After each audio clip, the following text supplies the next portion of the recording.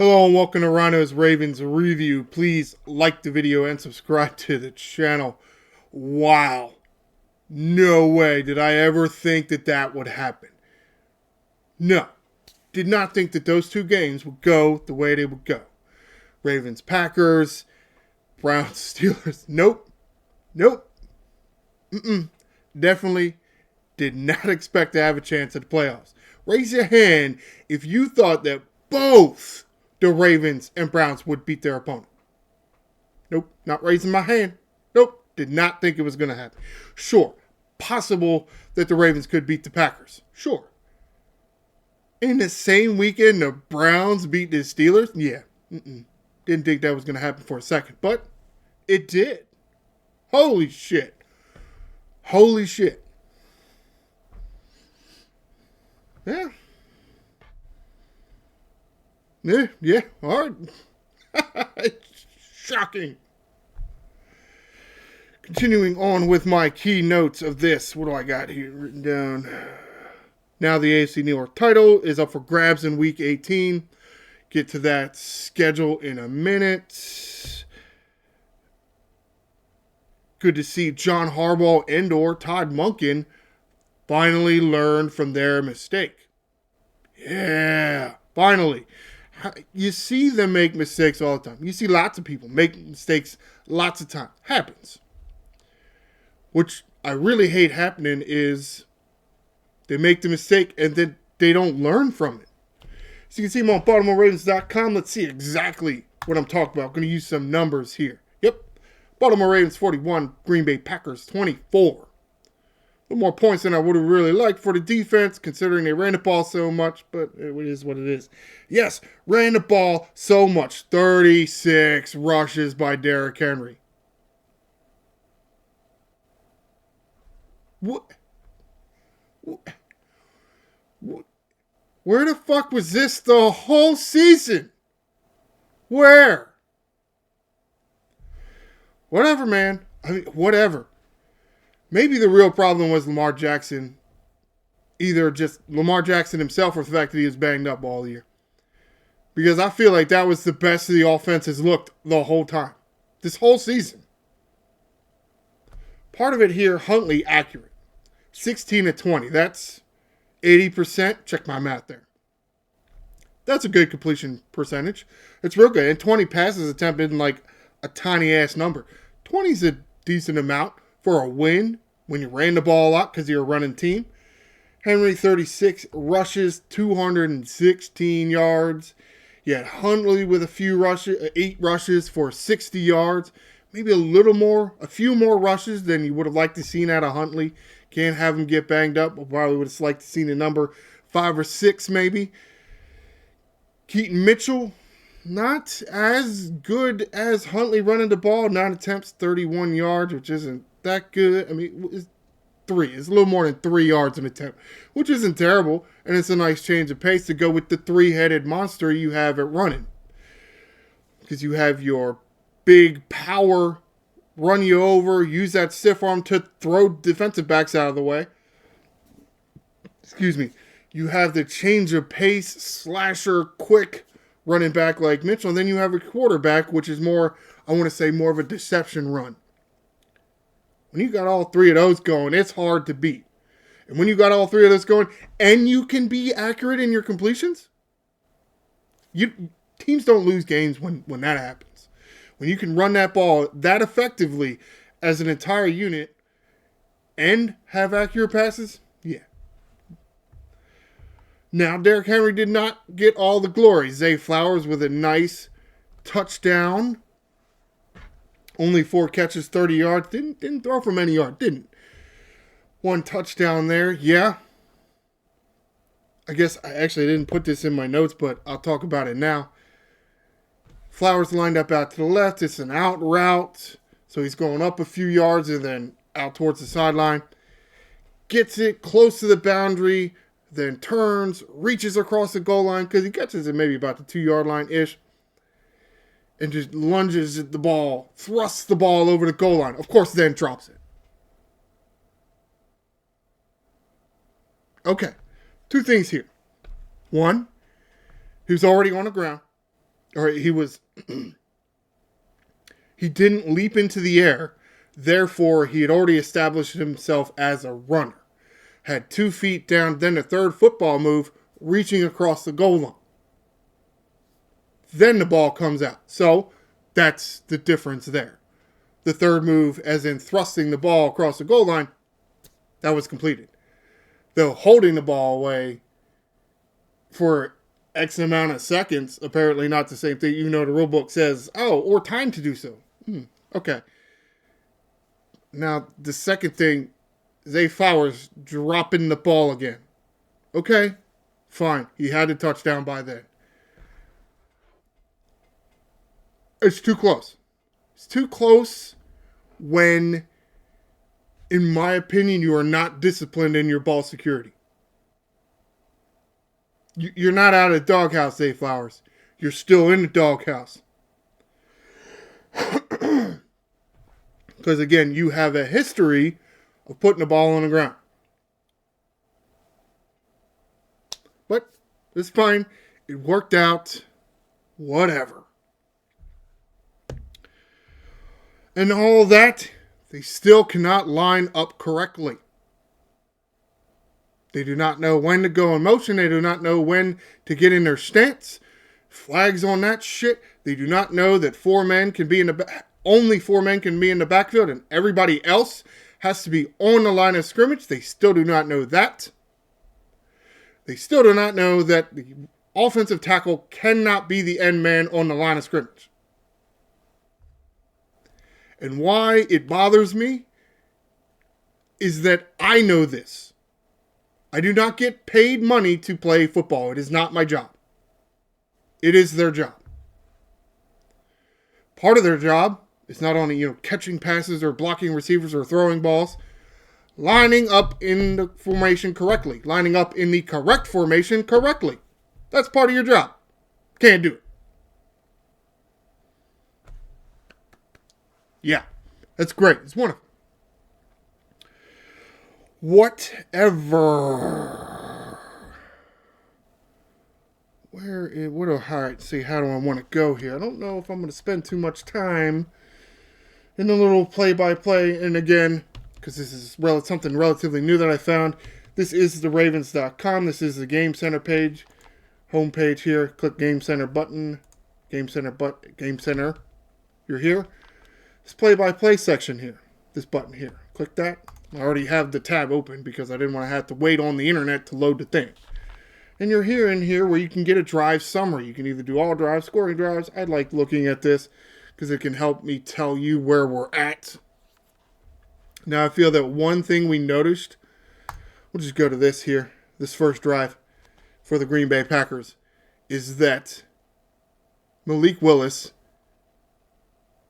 he definitely I feel that he practices well, as in he gets good instruction from his coaches and he follows it, because I felt like I was counting in my rewatch of the game, not necessarily while I was watching the game, but I feel like I was going 1 Mississippi, 2 Mississippi, 3 Mississippi, and he was throwing the ball. That's a 3-step drop, balls out. What he knew apparently is that, of course, I'm a young quarterback. I don't know if he's a rookie or not. Is he a rookie or a second? Whichever. Always seem to forget that. He's getting the ball out quicker. And what's even more important, the routes the receivers were running were quick routes. Why does it feel like the Ravens don't ever do that? Is it just Lamar Jackson and his terrible-ass way of playing quarterback? Or is it Todd Monken and his stupid-ass routes he makes? There seem to be no quick routes open. None. Never. When have you ever seen a Ravens offense 1, 2, 3 balls out? Consistently. Malik Willis was consistently doing this. And this is a young guy, younger than Lamar Jackson. Maybe not necessarily younger, but as in how many years he's been playing NFL football. Younger than both Lamar Jackson and Tyler Huntley. And I feel like this kid had it. Why the hell does it seem like none of the Ravens quarterbacks have that? Or again, is it the routes? 1, 2, 3, balls out. Yeah, sometimes that's how it's got to be.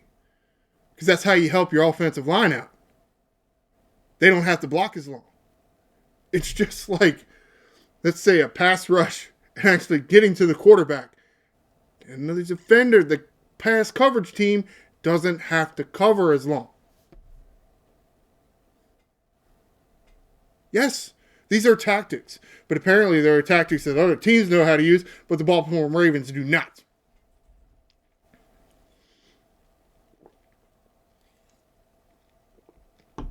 Very disappointing. Oh, I didn't go to the NFL. Shit. Because I want to look at some of the defensive stats. My bad. Find it. Yeah, I don't care about your cookies. They ain't even real Why you call them cookies? Bastards. Now I want cookies.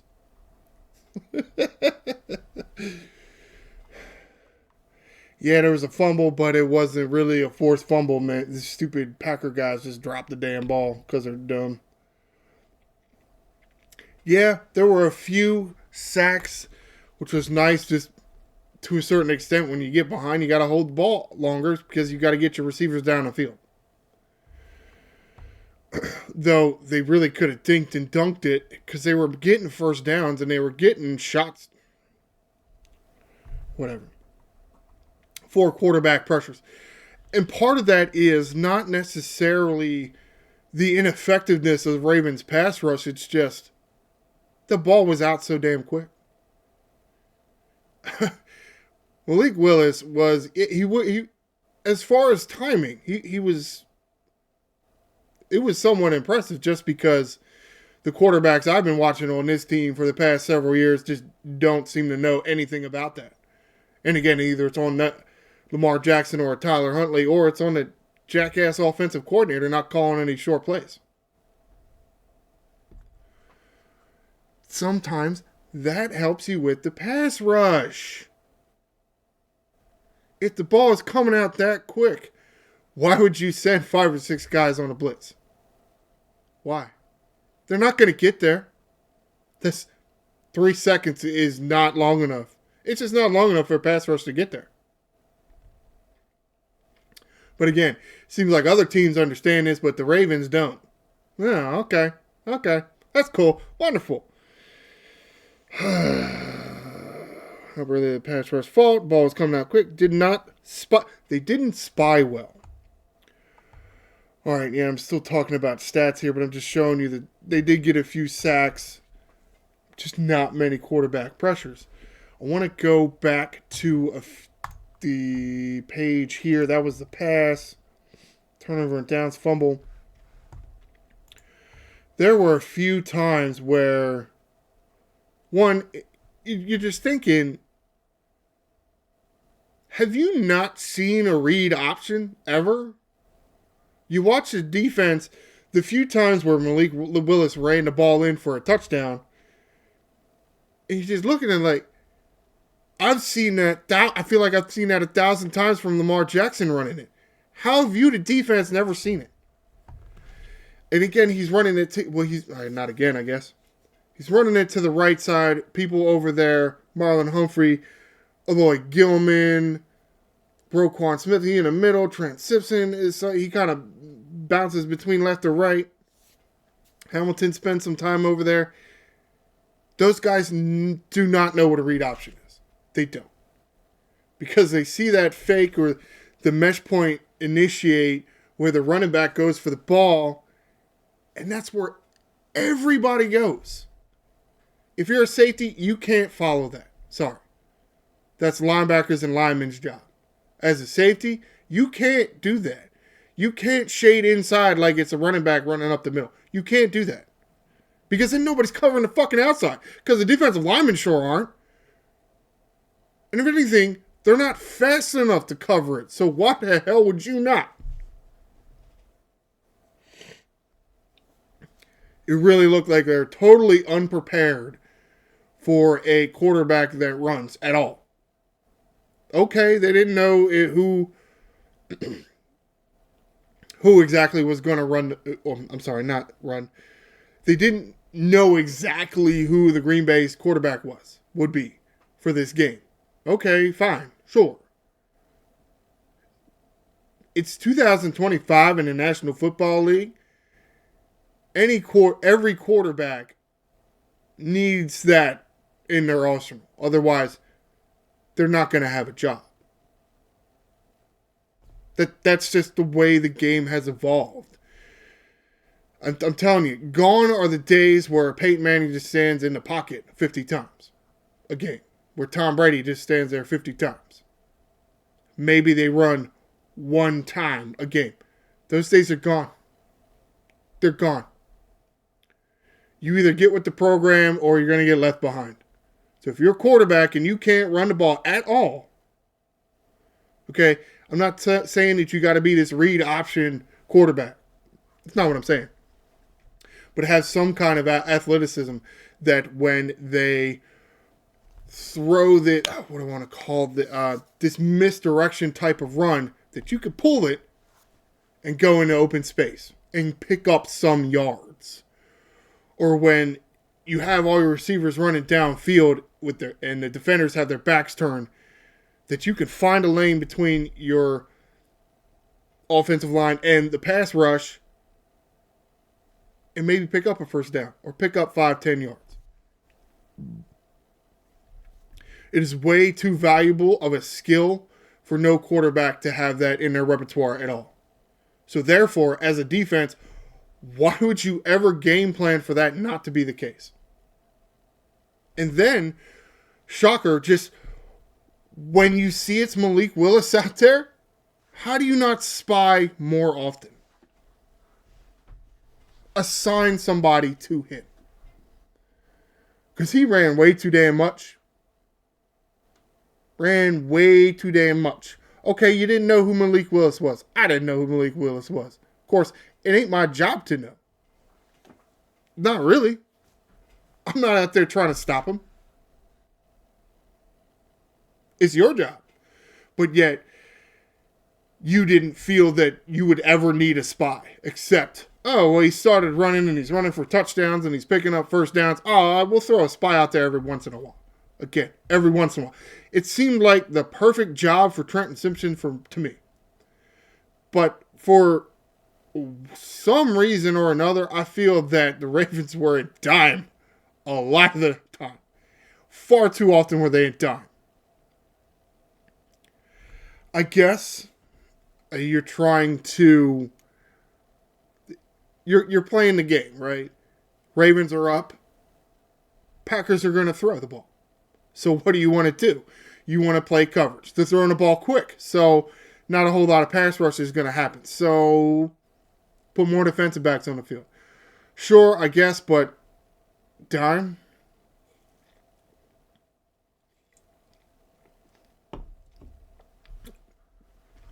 To me, it would have been a game that even if Buchanan was healthy, I'd have wanted Trenton Simpson in there just because I know he's faster.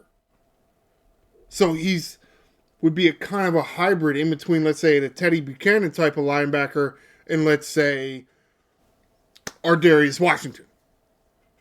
He has some more speed, but he has more size. I mean, he has more speed than Buchanan, but more size than Washington. So he's right there in the middle. That was perfect. But yet, you didn't do it often enough. You did not do it often enough. Because here's that one for some yards there. I feel that there was some other spots.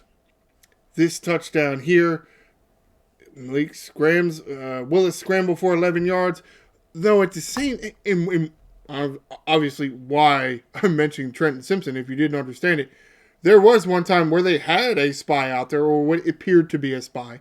It could have just been a zone over the middle of the field that was played by Trenton Simpson, and with dude man Malik Willis running out of the pocket here on third and 7? Yeah, he only gets 1 yard. Why? Because Simpson tracked him down and tackled him. Why were you not doing that more often? Why were you not doing that more often? How did this asshole run for 2 damn touchdowns on two touchdowns more than 10 yards? This isn't like a tush-push touchdown run.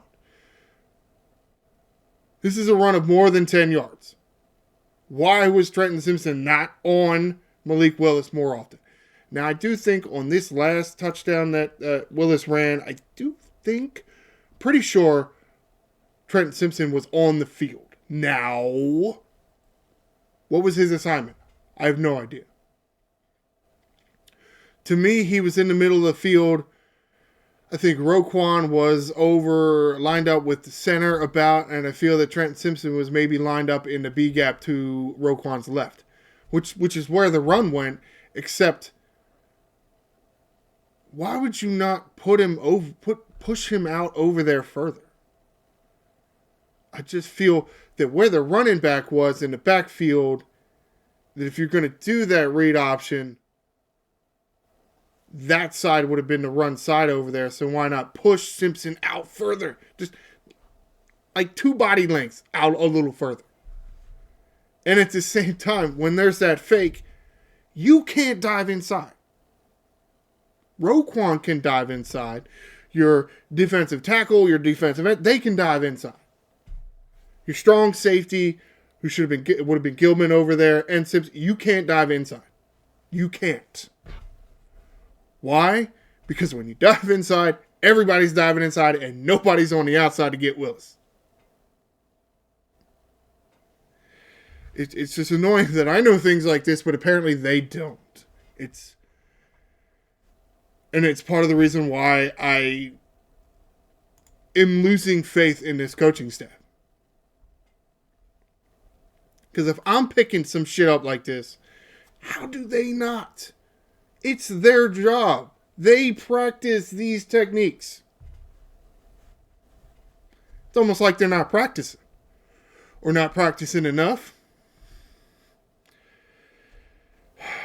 Oh, by the way, this here, when I talk about Trenton Simpson and him spying, we'll call it spying. We don't actually know what his assignment was. Spying Willis. If Willis picks up the first down, they got a shot to get the touchdown. You can see right here, Simpson stops them and they have to kick a field goal. That stops their momentum. Sure, they got some momentum coming out of half. They were able to drive the ball down. Excuse me. The Packers were able to drive the ball down the field, but in the blink of an eye, bam, you're stopped, and you got to settle for a field goal. And you're still losing. Maybe it doesn't completely kill all the momentum that's possible, but it definitely slowed the momentum. The Packers were able to build there. Then they forced a punt and get a touchdown here because you didn't spy this time. Then Derrick Henry was like, here, I guess this one was the Zay Flowers here in the fourth quarter. It's like, here, hold my beer, Keaton Mitchell, you're staying on the sideline. All right, what do I got? The pick. This is Marlon Humphrey's pick. Now, there was a point, and I don't remember what hand did Marlon Humphrey have the screws pinned on.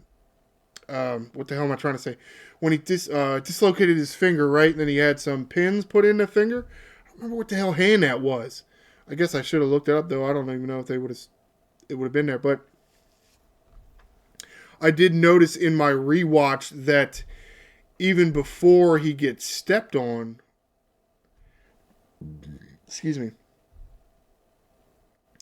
he's tracking somebody out of bounds as they're getting one of those quick passes, makes the hit to force him out of bounds, and he's shaking his hand, his left hand, right? Should have been his left hand. Like it got damaged a bit there, or a bit more there, because I think it was already damaged because of the pin in there. And then, one of the times Willis breaks contain, because the pass rush did not do a good job at that. Oh, that it was something I had written down. Where the hell did it go? I'm kind of skipping around on all my notes. I'm not following the path because I don't like following the script. It's one of the plays where he broke the contain. A few times the pass rush was able to keep their contains, as in you can't have your pass rush end up on the left and the right and nobody in the middle, or be in the middle and on the right and nobody on the left, because you're leaving an escape route for these kind of quarterbacks. You can't do that. So, who is it? Robinson trying to track him down. Humphrey trying to track him down. Humphrey ends up on the ground again. Robinson steps on the left hand, able to tackle Willis, but Humphrey, now that hand taking more damage. I think after that, they really did move Humphrey off the outside. He was playing outside corner for the most part there. That happened. They put a Woozier out there a lot more, and we're going to more of a dime there but to a certain extent. And it's a dime because you already had Hamilton out there. It's somewhat of a big dime. A lot of people are under the impression that Marlon Humphrey's day as a cornerback are done, and that he really should be safety. I'm pretty sure I've mentioned that a few times over the past few years, but they haven't done it. Maybe they'll do it soon, because he's definitely getting a lot more exposed on the outside.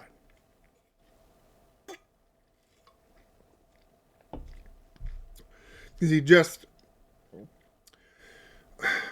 in football years he's old, or maybe in cornerback years he's old. He's had some lower body injuries. He's just not as fast as he once was, and to a certain extent, he never really was a fast cornerback. He was more of a physical cornerback, which I think that can help him translate to the safety position a lot easier than, let's say, some other, like say Wiggins. But you look at Wiggins and Humphrey and their archetype as a corner, I'm saying, okay, Humphrey is definitely more better equipped. You know what I'm saying there? To transition it to safety, which is why Jalen Ramsey has had so much success. He is more of a physical corner archetype. There are some that are just small and fast and can cover guys, but there are some that can mix it up and have some physicalness to them. So we'll see. But anyway, this interception off a tip pass in between the dude's hands. Mr. Melton here.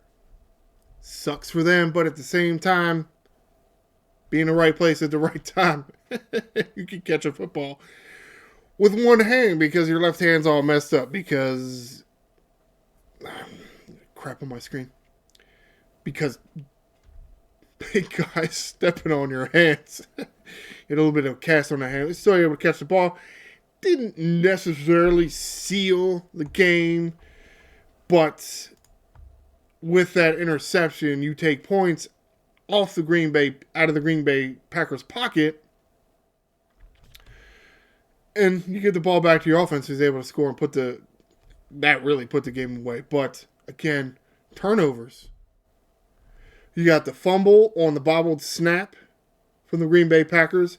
You're not really forcing any of these turnovers. You're really just getting lucky. But sometimes that's the way you get turnovers sometimes. And here, so +2 in a turnover differential. Excuse me. Helps a lot. Well, my last note here for the defense was about the pass rush and just how quick the ball was getting out. So I do want more pressure on the quarterback, but at the same time, if they're getting the ball out that quick, you can't really get disappointed from the results.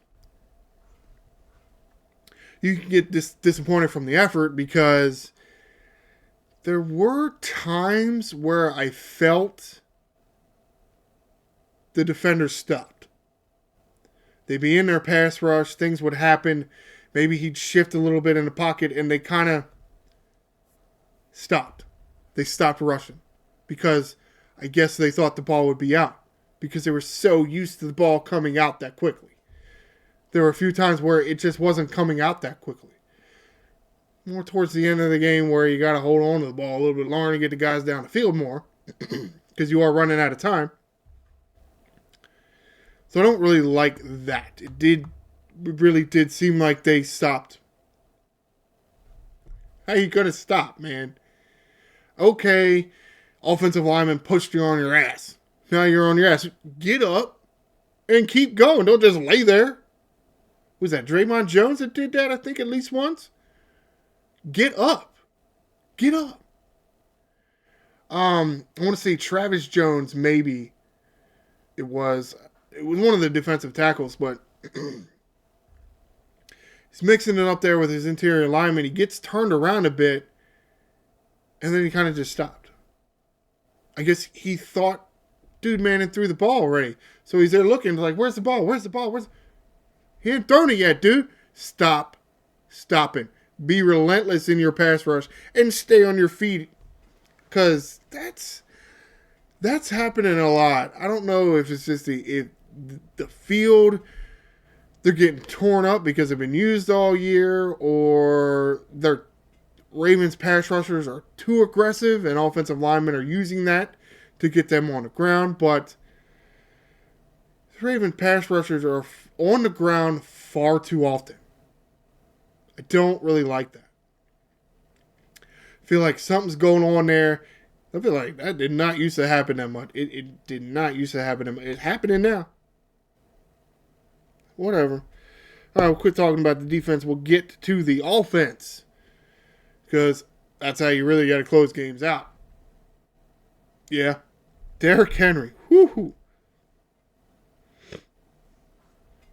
I feel that was the angriest I've seen Derrick Henry run all year.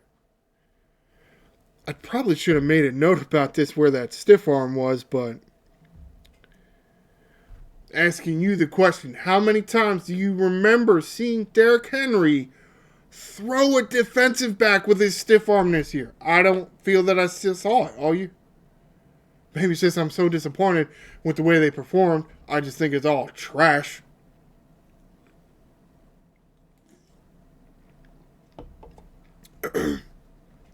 Now, there were a few instances where he got bottled up, but you know what? They stuck with it. Coming out of the half, I feel that the Packers were definitely making more of an effort to stop Derrick Henry than they were in the first half. But again, it seemed like Derrick Henry and maybe even some of the offensive linemen and Patrick Ricard were running more angry than they have all year. I think they took a lot of heat last game from maybe not only their performance, but not getting Henry in the game, and I think they were a little pissed off. Good. Maybe you should run and more angry.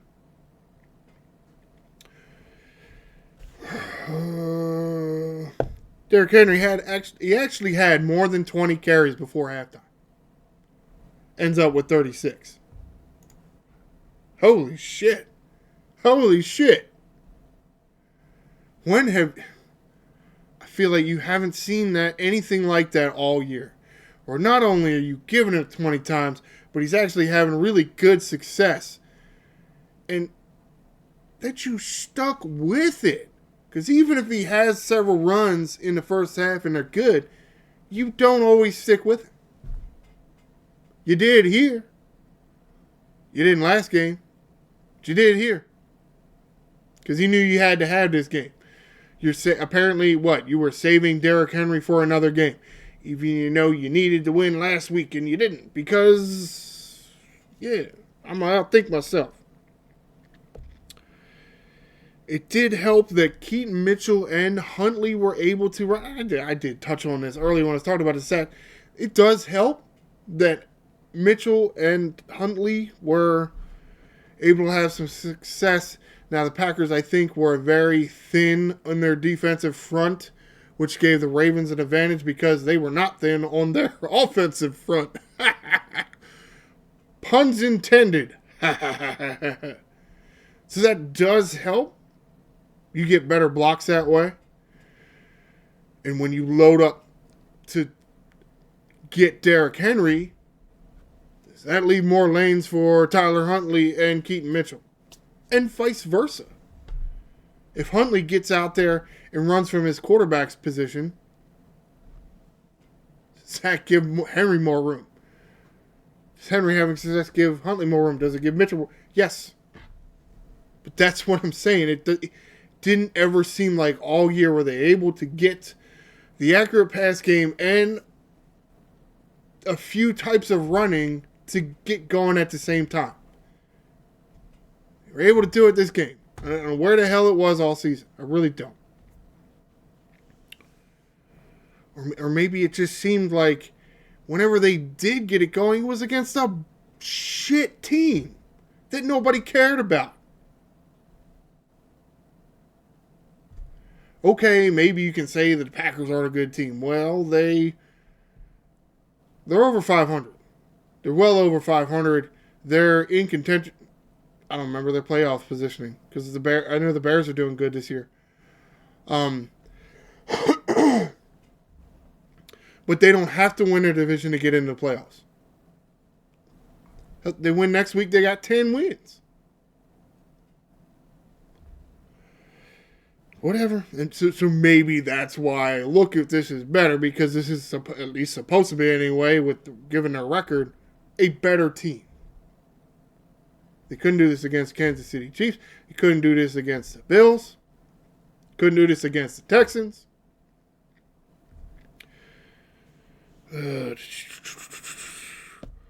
Huntley and his throwing.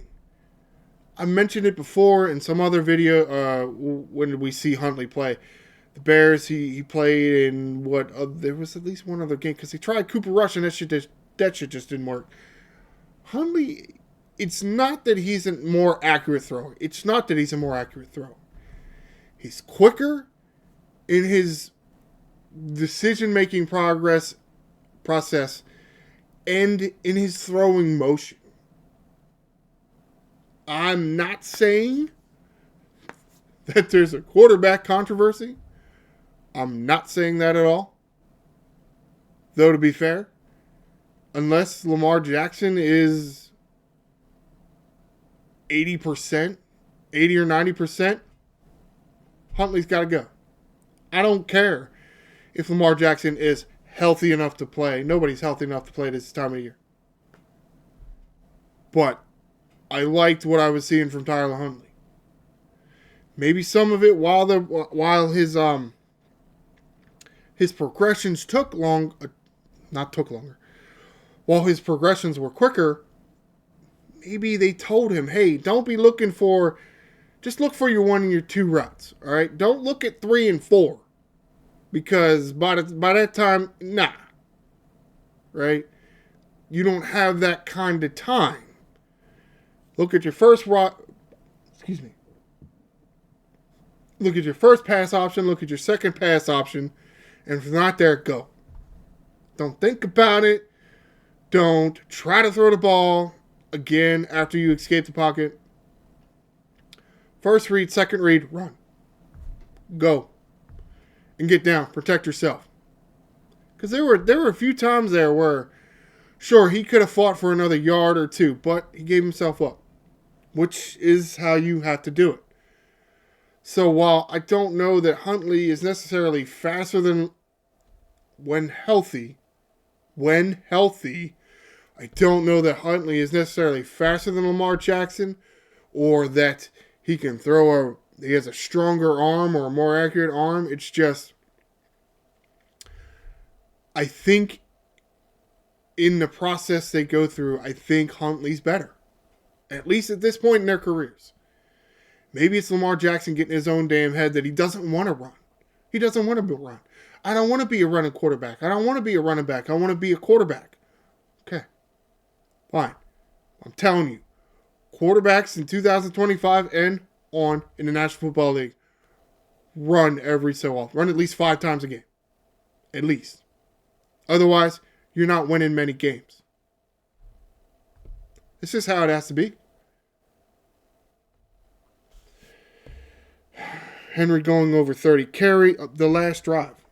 Go back to the drive page. Here, this last touchdown drive, I feel that, and I counted because he ended up with 36, right? So this was 36, 35, 34, 33, 32, 31, 30. This was the 30th run. 30 rushing attempts. I don't know what happened. What switch flipped in either Todd Monken's mind or John Harbaugh's mind. But you gave the ball to Derrick Henry 30 times with this run right here. And then you gave him the ball 6 more times. When have we ever seen that in the 2 years that Derrick Henry's been here? I feel like we've never seen that. You finally doing it after we've been yelling at you to do it for how long? All I got to say is keep it up. Look, it's one thing if you give the ball to Derrick Henry and he can't get nowhere. Right? Because he's getting hit in the backfield because the offensive line suck ass. Then it kind of makes sense to try something else. But you got to keep trying other things. You have to keep trying other things. You can't just completely abandon it because then the defense completely abandons covering it. So yeah, really surprised they stuck with it, but it worked because it ended up sealing the game. Malik Willis actually did come out for this interception. He got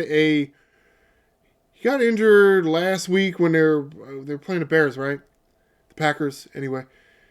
And he injured his throwing shoulder close to the end of the game. Well, a few plays before this interception, he throws the ball and nobody hits him. It just, you can tell he was in some pain with his shoulder. So this is tuning up the band, I guess, his name. Well, he tuned up the wrong band. But Malik Willis was able to come back out of the locker room and look like he was going to be able to come back in the game. But at that point here, the turnover and downs, like, why? Why? It's more than a 2-touchdown lead. They didn't bring him in. So, should be available for the Packers going forward, but didn't matter in the Ravens game. All right, let's get to the schedule. Wrap this up and get out of here. All right, so yes. What's that? Okay. Week 18 matters now. And yes, TBD all year. All year. I don't know if some of it, it's probably why they scheduled this, made the schedule this way. Because if you think about all the other games that you could have, how many are meaningful? Too few of them are meaningless. So, but if you're NBC and you're Sunday Night Football or the NFL, really, you want your primetime game that day to mean something. And it probably has the most riding on it. Division spot. Every other playoff spot, maybe not the specific spot, but all the other playoff teams have already been decided. Seeding is a little different. But it's different when you're talking about going from a 2 to a 3 seed or something of that effect. And then you got this game here, Ravens, Steelers. One team's in the playoff, one team is not. I don't know if I'd have it any other way, right? Maybe that's some other reason why I don't want Lamar Jackson to really play this game, because I don't think he plays well against the Steelers. And maybe that's why I don't really like Lamar Jackson that much. He doesn't beat our rival enough. That's not a good thing. That's not something I want out of my franchise quarterback. But maybe that's just me. So yes, now time confirmed for this game. This Sunday, 8:20. I'll mention it again in the preview show. So that's going to do it for this edition of Ryno's Ravens Review. Please stay tuned. Ryno's Ravens Preview this coming Saturday, and I will preview the game between the Baltimore Ravens and the Pittsburgh Steelers. Please like the video and subscribe to the channel. I'm the Angry Ryno. Dive in, Ravens.